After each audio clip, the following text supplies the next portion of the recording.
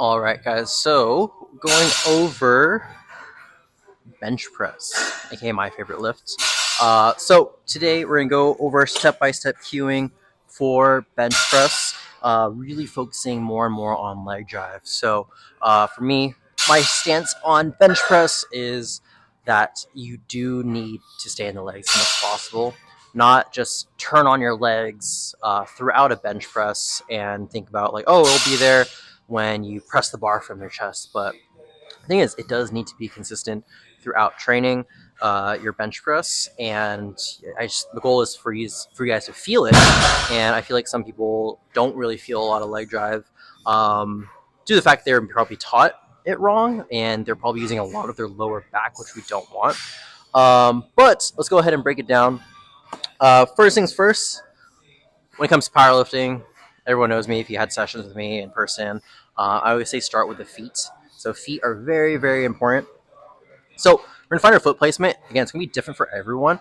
Personally, what works a lot with my athletes is I like to keep the feet pretty narrow, not super like far out right here. In a way, if your feet are all the way out here, you're probably going to be engaging more glutes than quads. So glutes are going to be totally out of the question. We don't want glutes firing at all throughout a leg press or throughout leg drive and bench press, because if your glutes come up from the bench, you will get a red light and you'll get a no lift. So, trying to keep everything competition standard. First things first is we're going to find our foot placement. So I like to use like the post right here from the bench as a marker. Marker very, very helpful, knowing where my feet are going to be consistent. Next thing, kind of depends on the person. You can flare your feet out. You can be a little bit more narrow. I do like a slight flare out because like to use the blade of my foot or the inside of my foot for leg drive. So we're gonna stand up nice and tall, drive our toes into the floor, kind of like a conventional deadlift or like a squat. So our feet are stuck and they're glued. They're not going to move. I just say for toes for the most part. Heels can come up a little bit with initial setup, but toes just driving into the floor as much as possible. So toes into the floor as hard as possible. We're gonna go ahead and sit down on the bench. I like to grab the bench and assist me on the way down. So this might take some flexibility to get used to. Again, notice like my heels are kind of slightly coming up in this position. So toes just driving into the floor as much as possible. I'm gonna set my hips far back into the bench press. It's kind of like a little bit more of an acrobatic thing. Don't just fall into it and guide yourself down. So here, my hips are all the way down. Next we're gonna do is find our grip. Personally, I'm index finger on the ring, which is max grip in competition. That's what feels good on my end. I do have pretty long arms, so it's going to help out for the most part. So I'm in a slight awkward position right here. So what I'm thinking about is not retracting. No retraction at all. All we're thinking about is relaxing the upper back, but nice little voice crack. Pushing the back of my neck into the bench as much as possible, trying to get it flat.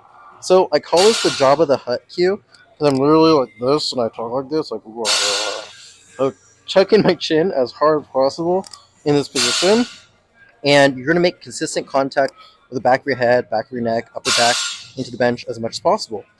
Next, we're going to think about doing is grabbing our grip again, kind of where you want to grip. So notice like my hips are just hanging off the bar right now, or hanging off the bench right now. Tucking my chin as hard as possible. And go ahead and drive with my quads. So I'm going to push back, make consistent tension, drive, drive, drive, drive, drive. Meet the bar about chin mouth area. It's usually my sweet spot. From here, I find my grip. So my toes are still driving to the floor as hard as possible. My glutes are relaxed. My quads are firing. My hips are in the air with initial setup. Take a deep breath out. I go ahead and unrack the bar. Boom. I kind of find my sweet spot. Obviously, you don't want too low, not too high. Probably just hovering around the sternum area. I go ahead and bring my hips down. So pretty much glutes come back down. I'm not squeezing my glutes at all. I'm just literally thinking about firing with my quads and pushing out. Take a deep breath in. Bring the bar down. Stop about the sternum and go ahead and push up. So the brace for the squat, for the bench press is deep breath in as you are locked out.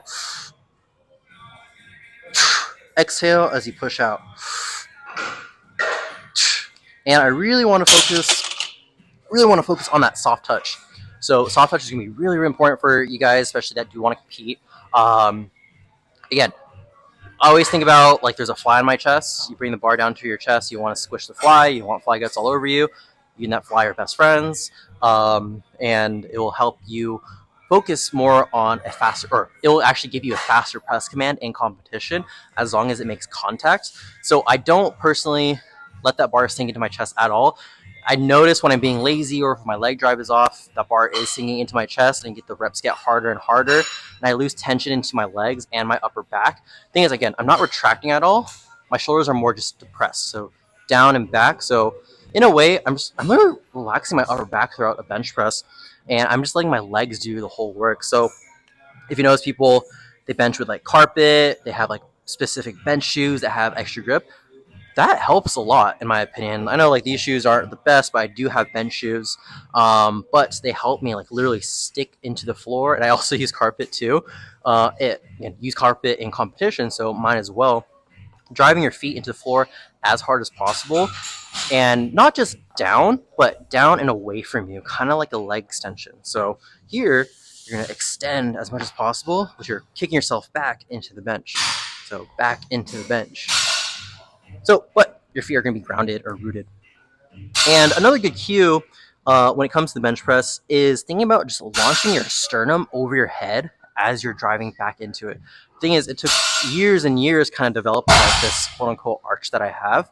A lot of foam rolling my upper back, getting good thoracic mobility, hoping that like that T spine is pretty mobile. Again, if you're a newer lifter, you don't really have the arch, don't be so discouraged in a way. It'll come natural. It'll come if you really, really emphasize on training that arch with a lot more T-spine mobility.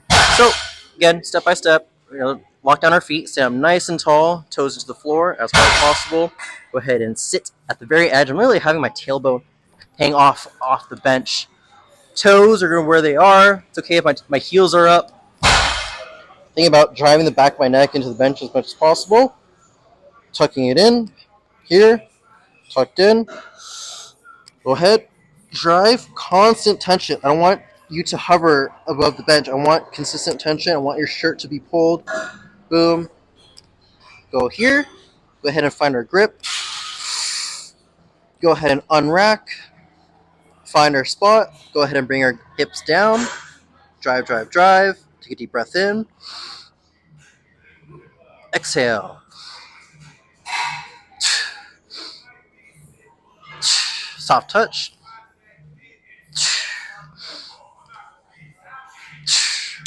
Go ahead and rack it from there. So hopefully that helps, guys.